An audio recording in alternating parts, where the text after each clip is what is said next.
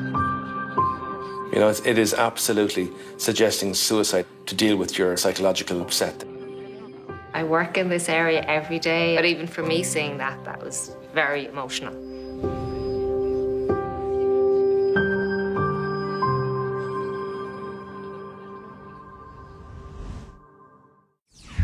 TikTok is one of the world's most popular and profitable social media platforms, having captured the imagination of Gen Z and teenage users. To get a sense of why teenagers love being on the app so much, we spoke to a group of 15 and 16-year-olds who were on an internet safety panel. I learn a lot from being on TikTok, and I like that mainly the people I'm watching on TikTok are my age or a bit older, so I kind of get to relate to that. I found that I've been really exposed to a lot of different ways of living and different cultures that I wouldn't have been exposed to without TikTok. I like how personalised the content is towards me, and I like the different perspectives TikTok offers, within everybody else having their different opinions. But concerns have been growing about younger users being able to access potentially harmful content on the platform. Their AI recommender systems are manipulating and addicting our kids. They are promoting childhood hurt, hate, self-loathing, and suicide. In February, the European Commission said it had started investigating whether TikTok had broken EU laws designed to stop children becoming addicted to social media or exposed to harmful content. To explore what kind of content young people can be shown by TikTok's algorithm, I set up a new account on a new phone with a new SIM card. The app has asked for my date of birth, so I'm putting it in as February 2011, which would make me 13. There are no age verification checks on the app at all. I'm signed in now, and automatically I'm being brought to the For You feed, the main page of the app. This page is powered by a recommender system, which means it will show me videos based on the kind of content I'm engaging with. But I'm not going to like or comment or search for any content in particular. I'm going to rewatch any videos that look like they might be linked to mental health. Last year, Amnesty International carried out research using similar methods into what TikTok's algorithm was showing 13-year-old users. They worked with AI Forensics, a research group that investigates algorithms. Salvatore Romano is their head of research. If you start a new account on TikTok, first things TikTok will do is to recommend you a set of videos that is taken from very different topics. So you will have some recommendation about dancing, some recommendation about food, some recommendation about tattoos or funny videos, and you will have also some recommendation about sadness. So what users can expect from the platform is that if they engage with sad content, then the platform will understand their emotional tone and will use this data point to suggest them new content. It's 10 minutes into our experiment now, and the 13-year-old user I've set up is seeing a lot more videos related to sadness, anxiety, and depression. The problem here is how the algorithm basically drives user from a less problematic content as sadness or romantic breakups to a more concerning content like depression. So the escalation of the recommendation made by the algorithm escalated quite quickly. Our account that TikTok recognises as being controlled by a 13-year-old is now being fed concerning content. We showed some of the videos to a consultant child and adolescent psychiatrist and family therapist who both work with teenagers.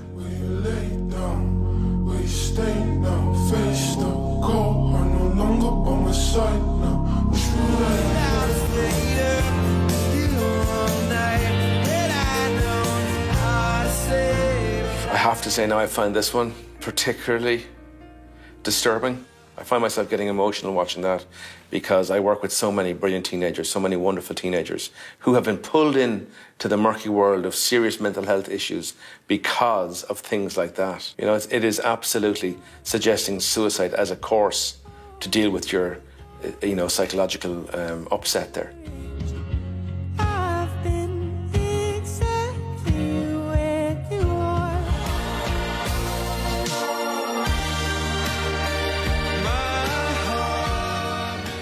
I work in this area every day. I meet sad and distressed children every day. But even for me, seeing that was very emotional and provokes a very strong emotional reaction. Johnny Ryan from the Irish Council of Civil Liberties is concerned by the nature of the content being shown to the 13-year-old user. To keep the young person on the screen, the secret is to give them more and more extreme versions of what they've shown some interest in. It's a rabbit hole that drags people down. And the reason it is built that way is that the longer a young person or an adult stares at their screen on TikTok or any other platform like TikTok, the more money accumulates in the company's bank account. I'm about 20 minutes in now, and nearly all the videos I'm being shown are related to mental health struggles. I'm seeing a lot more reference to self-harm and scars. The amount of videos that you see here, show me your arm, putting concealer on your arm, that is incredibly suggestive to self-harm. And I work with clients who have self-harmed, and seeing something like that would be incredibly problematic for their recovery out of it. I mean, it's just so dangerous. Comments in relation to self-harm, showing scars, they're much more triggering. They plant seeds of that this is a way to cope. And the adolescent is much more vulnerable then to acting on those and sort of saying, I don't know how else to cope, and this is a way that it's suggesting to me that I should cope. This is how I should think, act and behave. Our findings were not unusual. AI Forensics got very similar results when they studied the content displayed to 13-year-old users in the US, Kenya and the Philippines. The first basically 20 minutes of interaction with the algorithm, more than half of the video recommended in the For You page were related to mental health, and multiple of them were also romanticizing or somehow normalizing suicide. TikTok doesn't return results when you search terms like suicide or self-harm, but some of the videos we saw use terms like SH or $H instead of self-harm to get around that system. Not to fight. So you fight until you can't fight anymore. I'll love you forever, Sid. You will. We're almost an hour in now, and I'm being fed a stream of content that is almost exclusively about mental health, self-harm and suicide. I'm really sorry, Marion. I know. That is so problematic to look at that. Me waking up after a failed attempt. I mean, that is suggesting suicide, but it's also saying if you don't succeed in it, you're a failure. My God, that is just, even in all my experience, that is terrible to view. After an hour, an alert has popped up to tell me I should probably take a break. But all I have to do is click OK and I can continue scrolling. The progression to much, much darker material, much more direct statements, which would be very triggering in relation to self-harm, showing scars, or very negative viewpoints. It became more difficult to watch as the time progressed. It really was. You look quite upset. Yeah, I didn't expect to feel as emotional as I did watching it, but they're very powerful imagery, very intense. In total, we set up 3 TikTok accounts as 13-year-old users. Primetime sent the usernames of the 3 accounts to TikTok, giving the platform access to the entire stream of videos we were shown. As well as that, we sent TikTok screenshots from a selection of 10 videos.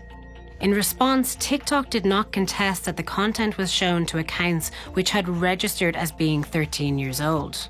It did say that RTE's test in no way accurately represents the behaviour or experiences of real teens on our app. They said they approach topics of suicide and self-harm with immense care, and that they make it easy for people who may be struggling to access professional support. TikTok also said that out of hundreds of videos that would have been seen during RTE's testing, we reviewed 10 that were sent to us and made changes so that 7 can no longer be viewed by teenagers. Experts say adolescent brains are much more easily influenced by novel or emotional content. Adolescents are designed to seek out novel experiences. They will have less ability to stop and reflect and think about a broader picture. So they'll do emotional reasoning, and they're much more likely to have a lower attention span and higher impulsivity and higher risk-taking behaviour. And for vulnerable teenagers, the risks could be even greater.